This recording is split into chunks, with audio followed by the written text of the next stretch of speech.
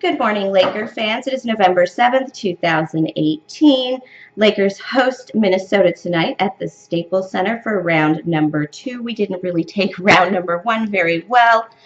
I am Rachel A. Smith, your hostess and fierce feminine force behind the RES.Laker channel, the proper Laker news resource for everything Lakers, of course. So what do we have tonight? Lakers are heading against Minnesota with a 4-6 record. As you know, number 11 in the Western Conference. We had that tragic, horrible loss to the Raptors on Sunday night. Timberwolves are coming in with a 4-7 record. They're sitting at number 13 behind us in the Western Conference. They are coming off a 120-109 loss to the Clippers. It was quite a heartbreaker. Both teams basically need a win. Before I go into the very specifics of the matchup tonight, let's talk about Tyson Chandler, our new Laker acquisition, and why he's so important to the Lakers. So basically, Tyson Chandler is the center, and we really only have one true qualified center right now, and that is JaVale McGee, and the man is tired. He's probably the most tired Laker out there. He's definitely the most productive Laker out there. He's definitely the number 1 center in the league when it comes to blocks. He had 6 blocks against the Portland Trailblazers. He's looking amazing. But he is also the only guy that centers up and works in the paint, deep in the paint under the rim for us. The other guys do try. A lot of guys rotate through the 5 spot, especially when he's out. But it isn't really working for the Lakers. Bringing in Tyson Chandler brings in a lot of veteran blood, much like JaVale McGee. He's been around the league. He is a qualified center. He has a gold medal. He also has a championship ring. Granted, his best work was done around 2011. He is still a strong center to come off the bench. When we played against the Suns this year, Tyson Chandler was an acquisition that would likely not play. He did come off the bench that night, and he did do some production for us. The rumor is that that was his audition for the Lakers. And basically, he has the resume for us, and this is why he really, really matters. So let's all look back on that game against the Portland Trailblazers Saturday night, one of the most beautiful games the Lakers has played. It still has its holes. In the third quarter, we were up by 20. The second unit was in. Everyone was playing beautifully. But let's remember why. Zubac was having an amazing, amazing game. He played about 20 minutes, averaging about 6 or 7 a game before that. So he was pretty busted Sunday. Let's give the kid a break.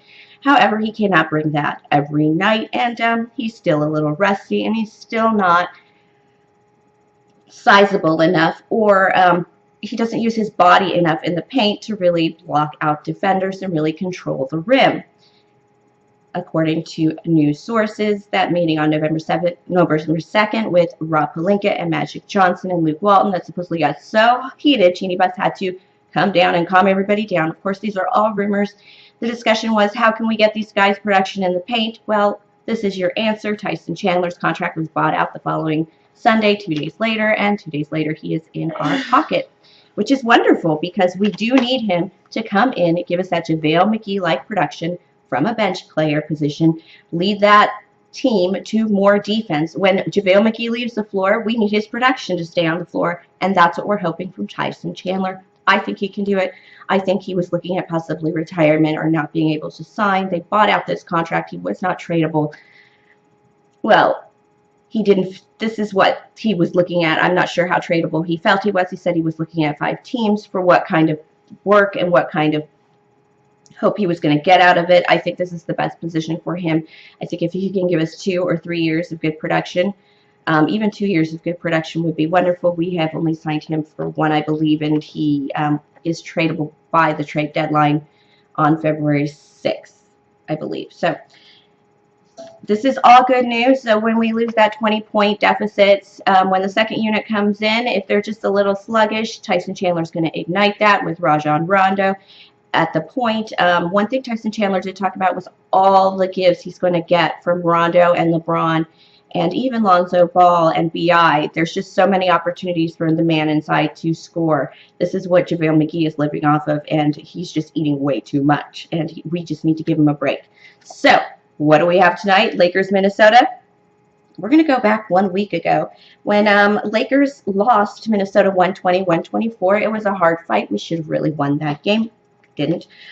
We had a lot going on. Lakers had a very tough time closing that game. It was BI's first game back.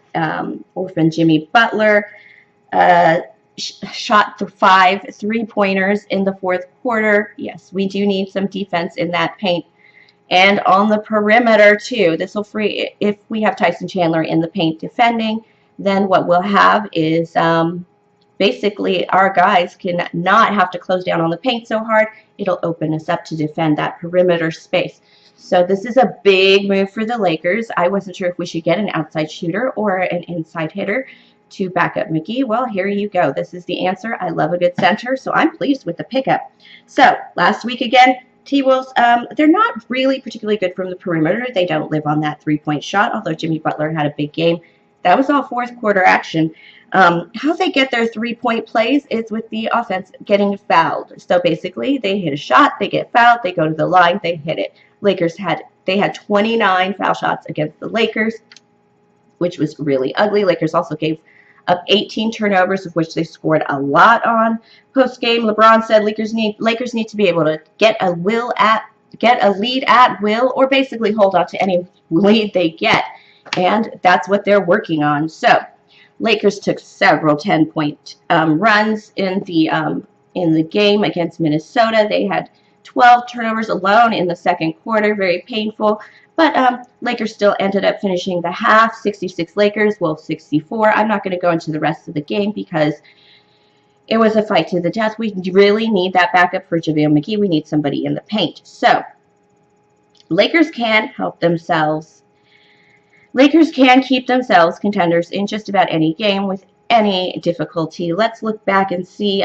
We have a lot of lapses in our games, but we're still winning. So we should win this game, and this is why. Because Lakers both wins against the Mavs and the Raptors, we all blew a 20-point lead. But we still managed to be competitive. We lost the 20-point deficit, Serge Ibaka, 20-point deficit against the Spurs came in that 130-134 loss to the Spurs in overtime. Very painful. However, the Lakers did manage to come back against the Spurs, raining threes on us in the first quarter, if you remember. Lakers just need to hold on to what they've earned. They need to defend. This will help them, again, like I said, Tyson Chandler coming in will give more help in the paint. We won't need 3 guys to do the work of 1, and we can start getting our boys out on the perimeter to defend that 3-point shot that we can start expecting from other teams. So, what did the Browns, okay, what about the Timberwolves? What have they been up to in the last 7 days? They've lost their last 3 games. By more than 10 points each. That's Golden State, Portland, and the Clippers. These are not easy teams, but we did manage to beat Portland. We did beat Golden State twice in the preseason, though, but there are holes in that defense. Timberwolves' Derrick Rose had a 50-point game. Let's see, his prior career high game was in 42 points in 2011. That was his MVP season, and before his 4 knee surgeries. So everybody was very excited to see him come back. They did manage to only squeak out a 138-135 victory over the Jazz in that game.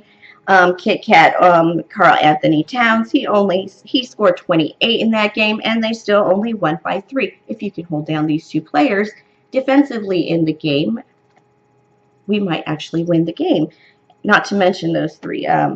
Not to mention holding down those offensive fouls. I totally see Gabriel crawling in the back. You better get out of here. So, Jimmy Butler, he has sat out 2 of the Wolves' last 3 games. He is missing. He blamed that on missing training camp.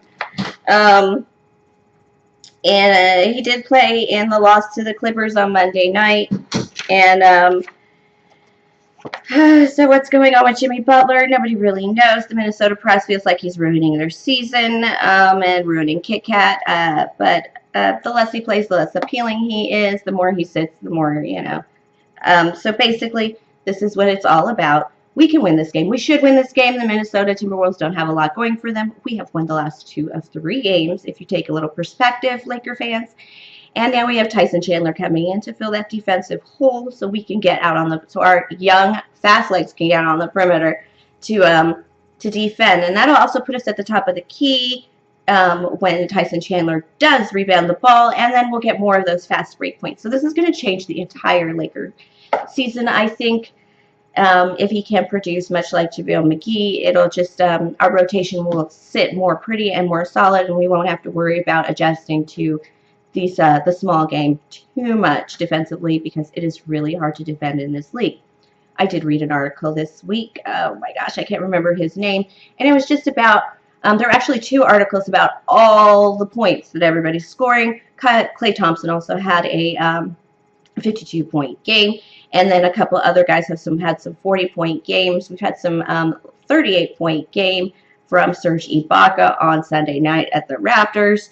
We know that's not going to happen too much, but it definitely did happen Sunday night. Nonetheless, basically this is them trying to go small ball. You're not going to have good defense, and we just can't do it. It's just not working for us. We need someone in that center position. Once you have a strong center, you can have the perimeter covered, you have the rim covered. It's just it's militarily and battlefield logic. So, Laker fans, thank you for watching. I know I had a lot to say. I know it was like pretty crazy and all over the place, but I know the Lakers can win this game tonight. They should win this game tonight.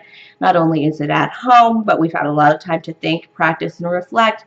LeBron did say in an interview that he feels the team is playing better, much better together. Since Game 1 against the Portland Trailblazers, clearly we beat them.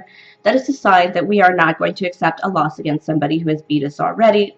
We did do that against the Spurs. We weren't able to beat the Spurs in the second time we played them, but we sure came out and gave them a beaten back. So, Minnesota, we're coming for you. I think we can win this game. We should have learned what we did wrong in Game 1, and we really do recover from a loss against a team. So good luck, Lakers, and good luck, Laker fans. I hope this made lots of sense. A lot going on in the league. So I will be back after the game. Fingers crossed. This is Rachel A. Smith, and thank you for watching the RAS.LakerGirl.